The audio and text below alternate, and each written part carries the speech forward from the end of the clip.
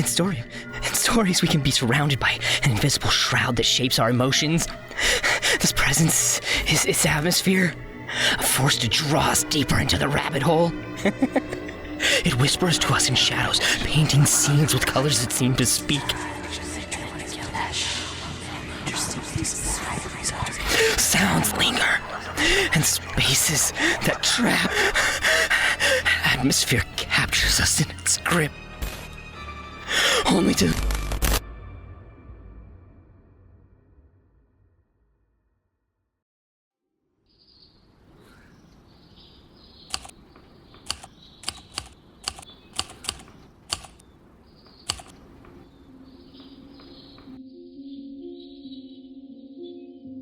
Darkness often covers itself in beauty, and innocence hides the mask of evil. Flowers of Evil plays on this idea, drawing us into a world where every quiet moment and lingering glance hints at something hiding beneath the surface. Many viewers draw Flowers of Evil for its slow pace or weird animation, but look further. It's a masterclass as a psychological drama. The show explores the notion of the flawed self, how deeply imperfect characters can be both repulsive and compelling. As Will Storr discusses in The Science of Storytelling, our flaws make us human, and Flowers of Evil use these imperfections to build tension and drama. This video will explore how Flowers of Evil combines atmosphere, flawed characters, and other storytelling elements to keep viewers watching. In the story's first scene, we feel a quiet unease. It doesn't begin with an action sequence or a big attention-grabbing moment. Instead, we meet our main character, Takao Kasuga, as he takes a quiet, alone walk to school. The town around him is dull and withered, covered in rusted-out colors that seem to take the energy from everything around it. The eerie ambient music fills the silence, amplifying the sense of emptiness in the scene. It's as if the world itself is waiting. The scene lingers, and the sense of loneliness heightens as Kasuga approaches his destination. It's not just that Kasuga is alone. It feels like he's isolated and disconnected from the world. This is where Flowers of Evil establishes its tone.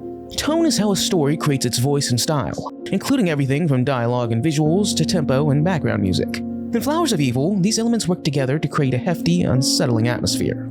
The setting is no accident. It plays heavily into the story and how the characters act. It's a small, rundown town surrounded by mountains, as if cut off from the outside world. The muted palette of grays, dull blues, and rusting browns reflects the town's age and neglect. Even the camera work reinforces the feeling of unease. Rather than keeping the main character in clear focus, the camera often lingers on strange, off-kilter angles, forcing the audience to wait for Kasuga to enter the frame or view him from weird perspectives.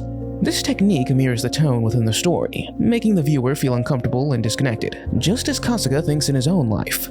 Building an atmosphere might seem unimportant, but it's crucial for the success of shows with subtle premises, thrillers, or horrors. Take, for example, a show like The Promised Neverland. Often, the camera behaves like a person spying on the main cast, keeping the audience on edge. In most monster horror, we don't see the monster immediately. Instead, we're given glimpses, hints, or pieces of it. The fear doesn't come from the monster, but the lack of information surrounding it.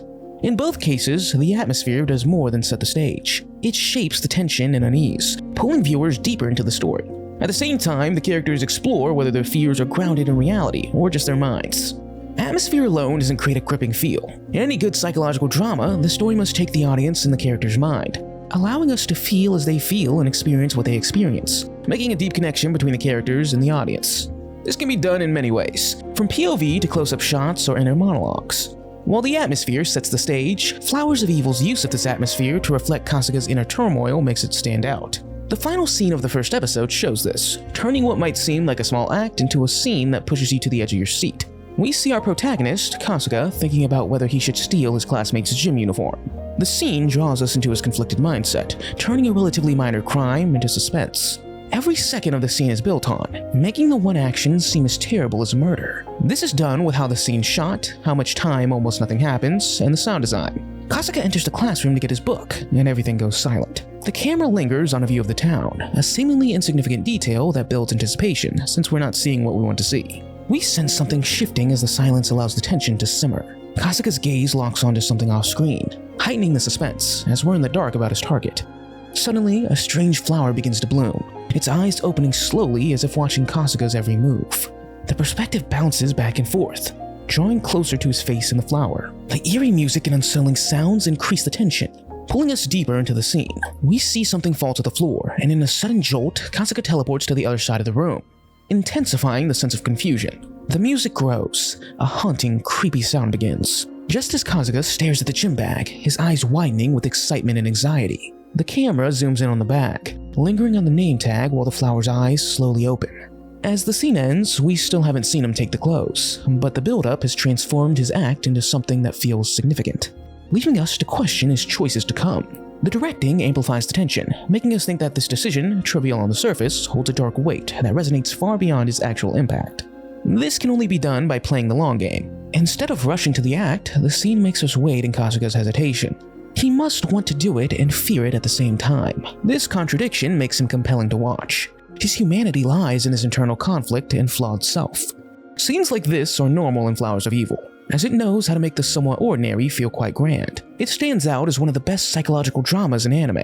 Great scenes and amazing atmosphere are not all that make a great psychological drama like Flowers of Evil. We must also get into the minds of the characters. Our minds are full of many things, from what we desire to what we fear most. Kasuga's image of himself is flawed, but how did he even get to this point? Well, it all lies in the stories we tell ourselves. Our minds are complex, filled with desires, fears, and unresolved contradictions. Kasuga's self-image is a fragile construct, held together by the stories he tells himself about being special. But beneath this facade, he's just as insecure and conflicted as anyone else. In The Science of Storytelling, Will Storr introduces the theory of control, explaining how characters construct beliefs and narratives to make sense of their world and feel a sense of agency, even when they don't. Kasuga's theory of control is built on a sense of superiority, believing that his love for high culture makes him different from his peers. He clings to this image, even though it's fragile, as we see when he fails a test and hides it. Rather than confronting his insecurities, he creates distance from himself and others, convincing himself he's above them. Later, he feels above talking about girls with other students, thinking they're all below him for talking about his love in such a foul way. However, Kasuga's real thoughts are just as dirty. Kasuga doesn't truly love reading, he loves what it represents. By carrying around Flowers of Evil, he feels superior, as if this alone elevates him above his classmates. But this is also part of his delusion, a mask he wears to hide his flaws. At his core, Kasuga's insecure, afraid to confront his faults and the emptiness they leave within him. This fear rings more true when he must choose between Nakamura and Saki. In this scene, he isn't just picking between two people. He's choosing between two versions of himself. Nakamura forces him to embrace his darkness, while Saki represents a chance to cling to his idealized self. Kasuga thinks he's choosing freedom by aligning with Nakamura, yet he only finds himself more trapped. His parents ground him, he grows distant from his friends, and he faces rejection from his peers. Instead of gaining freedom, he becomes a prisoner to Nakamura's whims. In the manga, this is shown when he tries to please her by stealing all the clothes and creating their own other side within the town. What he sees as a step toward freedom ultimately deepens his isolation.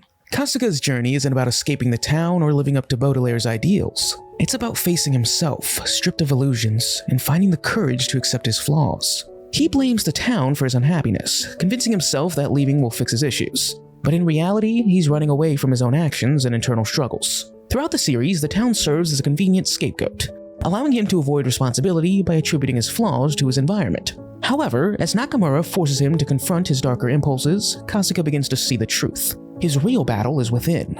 By externalizing his problems, he crafts a theory of control that excuses his behavior. He tells himself he's above others, but gradually the facade cracks, revealing that his unhappiness isn't tied to this town. It's rooted in his insecurities. Escaping his environment won't bring peace. True freedom lies in facing himself. Nakamura exposes the contradiction in his theory of control, forcing him to embrace the darker impulses he wants to ignore. She dismantles his constructed identity by dragging his hidden desires to the surface, challenging the person he believes he is versus the person he actually is. Kasuga falls in love with this version of himself and thinks this is his true self. In reality, Kasuga's theory of control is a way to avoid accepting responsibility for his flaws. If he were so crazy, he wouldn't care about the truth being revealed. The psychological tension in Flowers of Evil comes from the struggle between self-perception and reality, between the idealized self he clings to and the raw self that Nakamura shows. This can be seen in episode 8 and 9, where Nakamura and Kasuga vandalize their classroom. But Kasuga still fears consequences. He still has his walls up. Ultimately, Kasuga must confront these layers of self-deception and realize that running away won't bring him peace. His journey with Nakamura isn't about freedom from the town. It's about exposing his deepest fears and insecurities, and acting as if it was someone else's fault that they existed. True freedom for Kasuga doesn't lie in escaping his environment, but finding the courage to accept himself. In the events after the anime, Kasuga eventually grows by confronting his flaws. He no longer needs Baudelaire to feel superior. He reads for enjoyment, not status. He finds love, not by hiding his insecurities, but by sharing them. By the end, he can return to the town and face the impact of his actions. He doesn't hide from his past, he confronts it. It's through this acceptance that he finds true happiness. Ultimately, Flowers of Evil is not about alienation. It's about confronting your flaws instead of running away. Its heavy atmosphere, deliberate slow pacing, and unconventional animation might put off some viewers. But these elements mirror Kasuga's inner turmoil. By immersing us in his discomfort and exposing the fragility of the flawed self, Flowers of Evil uses tone and atmosphere to amplify the tension simmering beneath the surface. Escaping the town or crossing to the other side won't solve anything. The real battle is within. In the end, Flowers of Evil teaches us that true happiness can only be found by facing your insecurities head on.